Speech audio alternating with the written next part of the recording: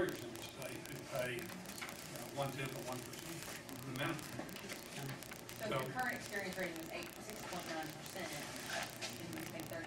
30% of that, so it'd be about 2%, it'd be about $240 a year. It'd be about 2% of the $12,000 wage.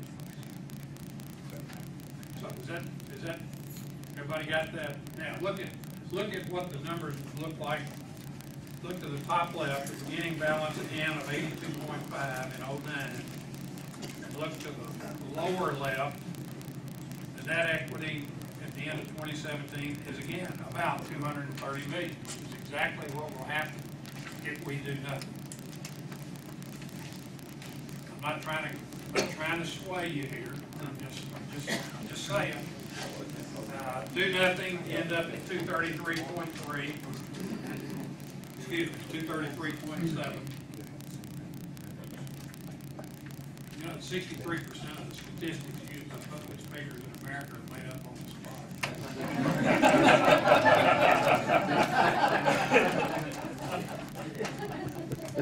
So you do nothing, you end up at 233.7. You issue the bonds, go through the election to authorize them, issue them, sell them, yada, yada, yada, and you end up at 233.3.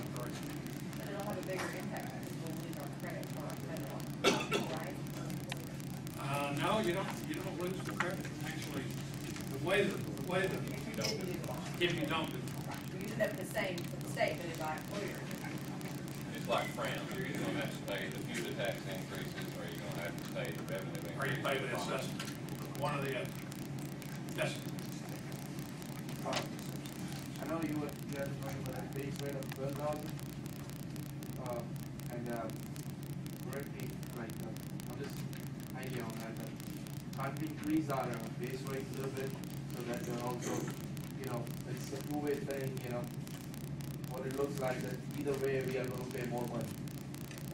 So if we pay a little bit more on the base rate, can't we do, like, not $500 at $250 or $500, so that increase about $15 per employee per year.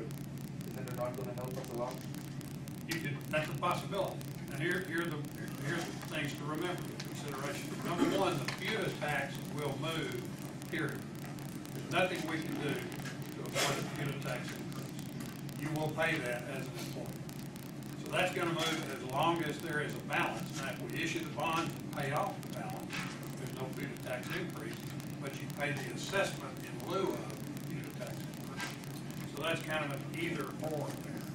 Can we raise the wage base? Yes, we can. We could probably make the case if in January, come January of next year, probably make the case that this is a fiscal matter, so it would be appropriate to consider it in a fiscal session of the legislature.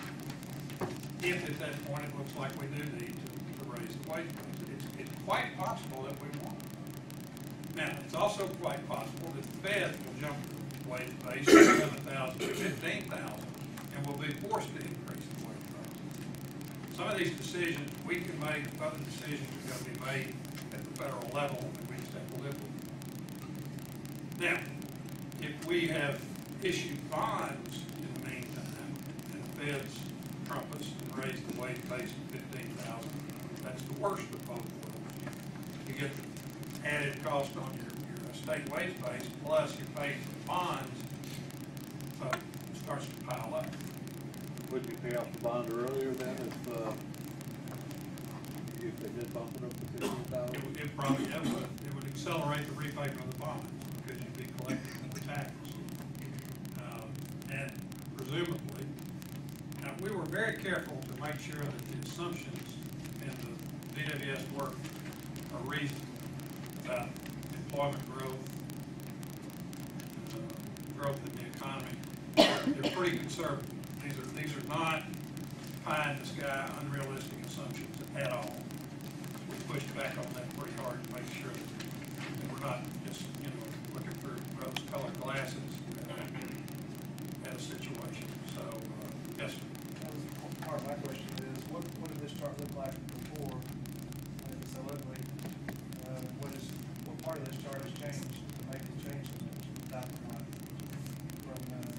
Well, the two big changes from the early first work we were doing, the two big changes, more revenue, for two reasons, added to the, we increased the wage base. Plus, as time goes on, more and more people are employed, fewer are unemployed.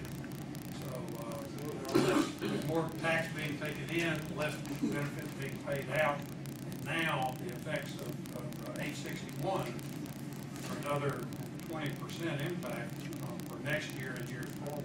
Those are over numbers. Yes.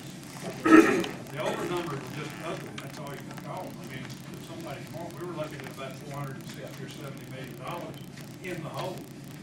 That's why the bill was written to allow us to issue up to $500 million, because we could see that based on those earlier numbers, couldn't have that up. John? You mentioned the fiscal session, and maybe this is to Robbie or Bruce, didn't he try to raise this as an issue in the first fiscal session? Raise what? He did, The whole he UI did, issue. quite honestly, we didn't really want to deal with it, so we never got to the point where we questioned the authority of the session. We didn't want to deal with it because we knew these numbers were going to change. You know, we'll give you an example. 6-8 months ago, we're in negotiations with labor. We offered a $4,000 wage base increase for some major benefit cuts. Thank God they said no, because over time, things have changed so dramatically, and then so we drifted back to this, what became 861, and went on that with our own. So, you know, we could have made some dramatic cost increases in the fiscal session a year ago that would have hurt them. Might have got us out of debt, but might have cost employers more money. The other thing about that wage base increase is with the risk of Congress doing action, and with the federal tax credits changing, what we were trying to do was avoid having to be taxed twice. We didn't want to tax at the federal level and the state level. So time was on our side, and we got to this point without a new tax increase other than what was done 2 years ago. And now we've got some pretty good looking options here, although you still got that federal tax increase coming at you. Speaking of the federal tax increase, what I mean, $7,000 you're talking about going, you're saying that can double? You thinking this economy, they get that through time? I think it's doubtful, but that and $5 will get you a cup of coffee. You know, but the best information we have, and ironically, last week, the chairman of the House Ways and Means Committee was here, and I put that very question to him.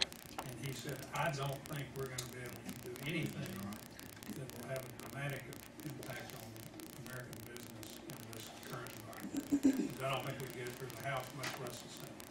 Now, what does that mean? He said, I think it's quite possible you'll get another year or two of zero interest on the fund balances, which will only make these numbers work better because you don't have the interest cost to pay for the fees.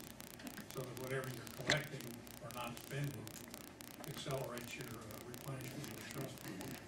So that's possible, yes.